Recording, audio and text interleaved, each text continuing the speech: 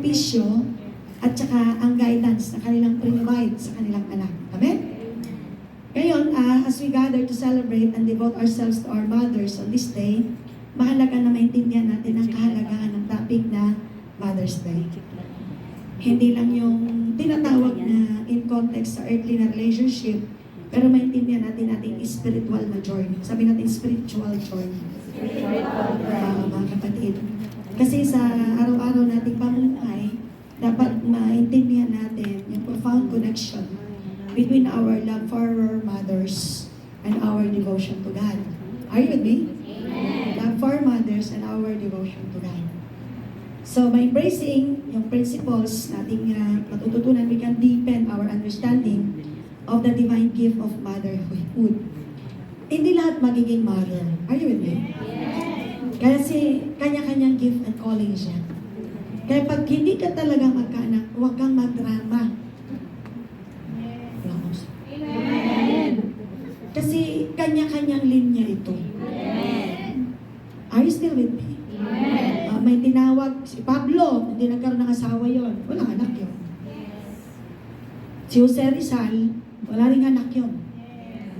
Walang kausap. Amen. Sabi nung kapatiran natin, noong unang panahon, Friday group siya. Alam mo ba na si Jose Rizal, may anak yun? Wala, naaral ko yan sa Philippine history, wala. Meron. Di ba nagpunta siya ng Germany? Oo. Naging girlfriend niya si Josephine Bracken. Oh, yeah. Sabi ko, alam mo may anak siya. Di ba yung buhok niya pa ganon? Si Jose Rizal. Tingnan mo yung mukha ni Hitler. Sabi sa akin. Sabi ko, ikaw talaga. Kasi ang uso noon na mga hati-hati ng buhok ganon. Hindi po kaya yung buhok ni Rizal ay yung mukhang Hitler. Si Hitler anak niya. Tapos sabi niya, joke. Amen? Ang ganda eh. Alam mo ba, may asawa si Rizal? Alam mo ba, may anak si Rizal? Buti alam ko, Philippine history, hindi ko talaga, pakinggan nga kita. Pinapantay mo sa'yo, dadalhin yung kwento niya sa akin. Imagine mo, napunta kami kay Hitler. So, siya din yung kapatira na nagkwento. Alam mo na, dito sa Hong Kong, ang mga inchik talaga, lahat kinakain nila. Lahat ng lumilipad, kinakain ng mga inchik. Sabi niya sa akin, ang di lang nila kinakain eroplano. Siya din yun. Siya kanya din galing. Ayun eh. Lahat na yun, nasa lupa na gumagapang kinakain nila. Sasakyan lang hindi. Sabi niya, lahat ng nasa dagat kinakain lang nila. Lahat nila. Sabi niya, barko lang bigyan. Sabi ko, may humor ka talaga. So, saan tayo nakakarating sa kwento mo? Pero totoo naman. Amen? Pero yung kay Hitler, hindi yung totoo. Si Pablo, walang anak. Si Rizal na. Ayun eh. At marami pang iba na namatay sila walang anak. Kaya pag walang anak, hindi ako naaawa at wala kang anak. Kasi kanya-kanya nga yan ng gift. Sa katabi natin, pwede ba? Pwede ba? Huwag kang madrama. Huwag mong pipilitin na kailangan magpa-injection na ako para magkaanak. Eh kung hindi nga kinalaw ni Lord, huwag mong gamitin ang technology para gumastos ka ng pagkamahal-mahal. Na yung pala, hindi mo naman linya talaga. O high five sa katabi natin. Ang mundo ngayon, maghanap lang ng mga naka-ref sa buong mundo tapos pipiliin. Gusto ko ang lahi puti. Saan ka lang this is not from God. Eh. Yes. Actually, yung mga offer na yan, in-offer yan sa amin nung hindi kami nagkakanak. Na dito sa Hong Kong, may IVF, gastusan mo lang, magkakanak ka. Sabi ko, hindi ako susunod doon. Siyempre, yung nagsasabi sa akin, hindi ko naman binaparangalan. Pero tinitingnan ko na talaga, may ganun. Pero sa utak ko, hindi ko susuwayin yung nasa Bible. Yung tao ang magsasama-sama ng kung anong lahi. Ano yun? Hindi. Kasi talagang alam ni Lord kung magkakanak ko. O kasi kami ni Pastor, matagal kami hindi magkaanak. At sabi ko kay Lord, sa quiet time ko, Lord, magkakaanak mo ba kami? Walang sagot si Lord. Sabi ko, Lord, bukas tatanungin ulit kita. Sa quiet time ko, ulit sa prayer. Lord, bibigyan mo pa kaming anak ni Pastor. Kasama yun sa prayer ko. Hindi siya sumasagot. Bukas tatanungin ulit kita.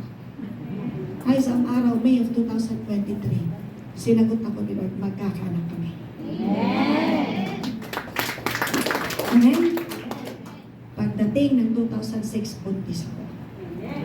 After 17 years, ako ay nagbuntis.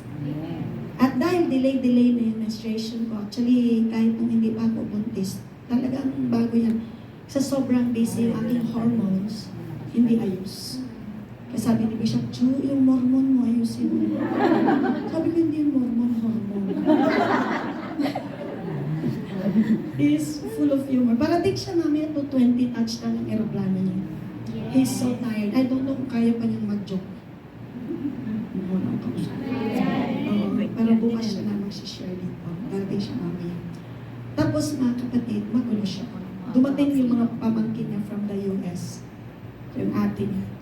Tapos bago yung Disneyland na yan. Bago. That was 2006. Sabi na dito, can we go to your Disneyland here? Kasi they want to compare their Disneyland in America.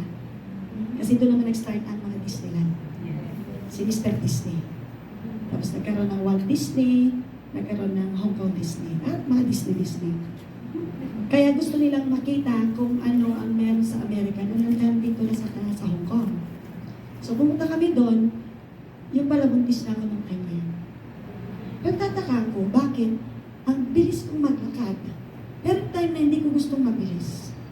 Naiwan ako, sabi ni Bishop, Ju, okay ka lang? Okay lang, Dad. Ba't ang bagal mo? Hindi ko nga alam ba't mabagal ako maglakad. Yeah. Ang bagal ko maglakad. Ay, mga stoplight na yan. Pagka nag-blink-blink, kakabulin ko pa yan. So, yung sinanay, bilis tumakbo. Pero hindi ko alam, buntis na ako. Talaga, ang bagal ko maglakad. Buntis na pala ako. Ganon si Lord mag-care sa bata. Si Lord ang author. Amen. Ay, ang pamangkin niya dito, can we ride on the Space Mountain? Yes, siya. Yan nga yung caterpillar na ganun lang ang takbo. Hindi mo yan mapapasakay. Hindi. Ayaw niya ng rides. Hindi yan magsasakay. Kung pag ganun lang ang caterpillar, hindi niya sasakay. Kaya lang, dito, it's not scary. Sabi naman, pamangkin niya, we can ride on it. Okay. Pero alam ko, kinakabahan siya. Ako naman kasi, nung napunta kaming Mindanao, 1-year-old ako. Tapos, tuwing birthday ko na, kasi ang birthday ko, piyesta sa Mangagoy, Bislik, Surigao del Sur. Birthday ko, nung nakarating ang tatay ko, sa pinuntahan natin. Kaya tuwing birthday ko, nung nagkaisip ako, nasa Ferris wheel ako. Kaya sanay na ako sa rides, kahit pumalit ako. Sabi ko, okay lang yan, Dad. Alam niyo ba, nag-Space Mountain kami, buntis pa lang. Sino nakasakay na ng Space Mountain dito? O ano itsura ng Space Mountain? Mag-nervous ka. Ipapalya ka, no? Pero alam niyo, si Mary Jo hindi natanggal. Kasi will ni Lord na siya ay may pangalan. Kaya sabi ni Pastor, grabe, sumakay pa tayo ng Space Mountain. May bata na pala sa tiyan mo. May edad na ako na buntis. Hello? Kaya nakakatuwa kasi pag para sa'yo, iyo talaga. When God blesses you, He will not add trouble to you. Kaya ngayon, siya ay 17. Next year, March, Grace Silog, di ba rapture? 18 na siya. 18 siya ng March, July 60. Ako, si Bishop, 60 sa June next year. Kaya sa tibon niya, senior citizen kami. O may reklamo? Hindi naman halata, nakadilaw ako, di ba? Mukha akong ano ngayon, 59 o mukha ano? 40. Yes, kanya-kanya magsabi. Amen, mga kapatid? So, ibig sabihin, ang bata na binigay sa'yo, kung para sa'yo yan, para sa'yo talaga. Kaya huwag kang magdadrama na parang kinalulungkot mo na kung wala ka. Kasi talagang makinig ka kay Lord kung bibigyan ka ba niya o hindi. Amen. Kasi ang gabay ni Lord, ibibigyan niya talaga sa'yo. Yes, amen. So, high five sa kami natin.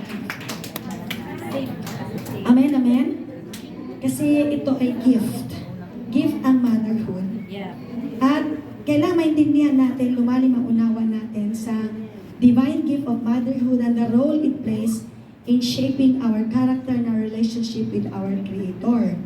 So, ang unang point na pag-usapan natin ay ito, honoring mothers. Ano nakalagay sa Exodus 20 verse 12? Pakibasa po.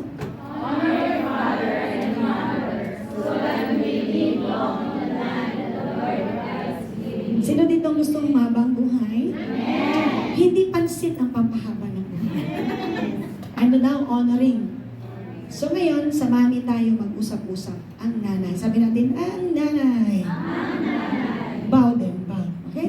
Mga kapatid, ang command ni Lord ay i-honor ang parents, ang mothers. Mothers ngayon eh. Amen, amen?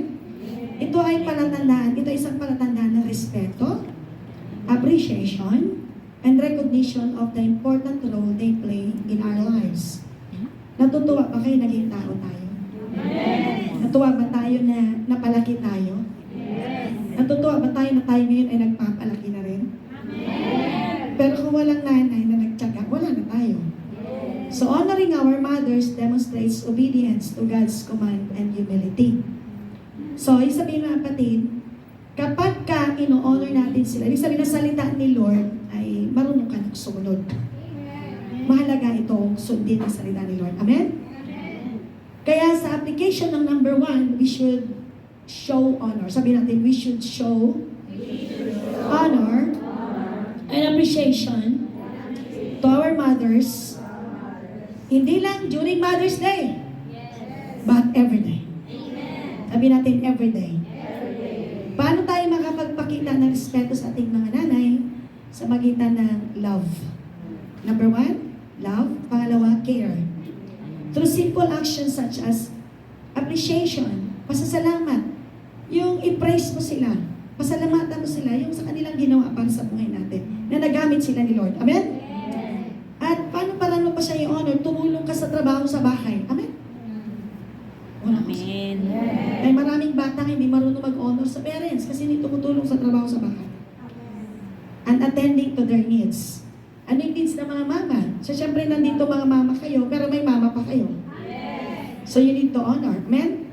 Our love and appreciation for our mother reflect our devotion to God and bring joy and blessings to our homes. Kaya mahalaga, mga kapatid, na yung role natin, gawin natin talaga. Ano nakalagay sa Exodus 20 verse 12? Honor